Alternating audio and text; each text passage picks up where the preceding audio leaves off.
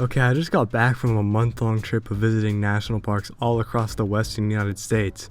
I went to Zion, Capitol Reef, Arches, Rocky Mount, and Yellowstone National Park. And the camping trip was honestly pretty cool because I got to see a lot of new places and I met up with some family. But the actual parks themselves are a different story, man. I don't know if you guys have gone camping as of late, but these parks are absolutely packed. And I don't have a problem with people wanting to go outdoors. I actually think it's really good that people want to spend time outside. But with COVID restrictions lightening up, I just feel like everyone is just trying to get the hell out of their houses and see some goddamn nature. Unfortunately, this means that you're going to come across a lot of people who have never previously gone outside before. These are some Mountain Dew drinking gamers out here camping for the first time. Nothing is more pleasant than when you set up your tent and hammock and are just relaxing when some dude rolls into the campground with his goddamn Ford 720 360 backflip, towing his entire house behind him, and then spends the next hour and a half struggling to park into his parking space intended for a sedan. Now, to be fair, there's actually nothing wrong with having a trailer, and especially places like Yellowstone where there have been grizzlies pulling campers out of their tents. Well, I was hungry. Okay, fuck that shit. I don't blame people for wanting a metal wall protecting them, but some of these people really go overboard.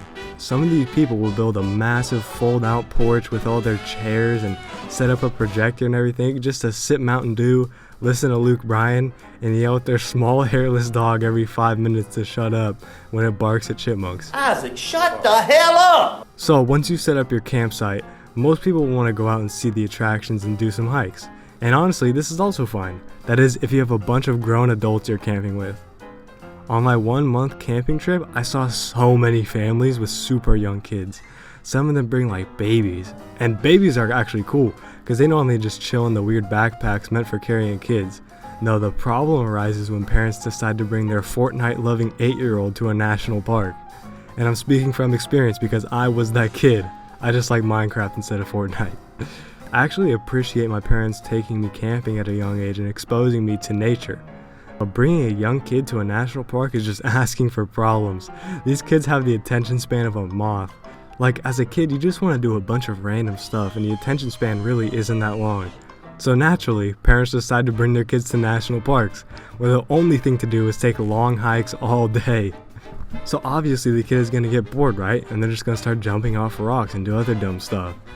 Like when I was in Arches National Park, I heard a mom tell her kid who was jumping all over the rocks on the trail that, "Okay, fine, I'm not going to tell you to stop anymore, but when you fall and break your arm and have to go to the emergency room, I'm not going to feel bad." And that instantly brought me back to my childhood. I mean, I understand that you want your kid to behave, but dude, no sane 8-year-old is going to be able to hike for 6 hours without hitting some sick parkour on the surrounding environment. I just love the idea of the kid actually taking a fall and the parent is just sitting there unfazed like, "It was your fault for not listening." Now, sometimes when you go hiking, you might get lucky and get to see arguably the most exciting part about national parks: the wildlife. Seeing animals in a park is super cool and exciting, especially if you've never seen one before. But I was just thinking about from the animal's perspective that I would just hate to live in a national park. Imagine you're just a buffalo just grazing in a field, but you're in the view of the road. Then one guy driving sees you from the road and pulls off to take pictures of you or watch you through binoculars. Like, Jesus Christ, dude, give me a break, I'm just trying to eat. And then within a matter of minutes, you have managed to accumulate a crowd the size of a small village. When I was in Yellowstone last month, I came across one of the craziest traffic jams of my life. There was probably 80 cars and trucks and massive RVs parked all along the road and in the road. And people were just running across the road just going crazy. So naturally, we also had to contribute to the pile of cars accumulating on the sides of the road, and we pulled over. After asking someone, we found out that people were looking at some wolves from a meadow. So I pulled out the binoculars from my backpack and started scanning the meadow. And after like 5 minutes of scanning this huge meadow, I finally saw 3 tiny black dots just trotting around the meadow like an actual mile away. It was literally that far away. And while this is happening, we just have like 30 dads surrounding us with some absolute insane telescoping gear and equipment that probably cost more than my car, all just watching these beautiful wolves in the meadow a mile away in crystal clear clarity. There were dudes pulling up and running to the clearing that everyone was at with like a 4-foot long telescope slung over their shoulder as if it was their life's purpose. Now obviously nobody could have casually spotted these wolves with their naked eye driving by at 35 miles per hour, so my only guess is that these dudes would just post up in clearings with their sniper scopes, just surveying the landscapes in hope of seeing something. Like imagine you're a wolf just minding your own business and some dude is just watching you from a mile away with a ridiculously large pair of binoculars.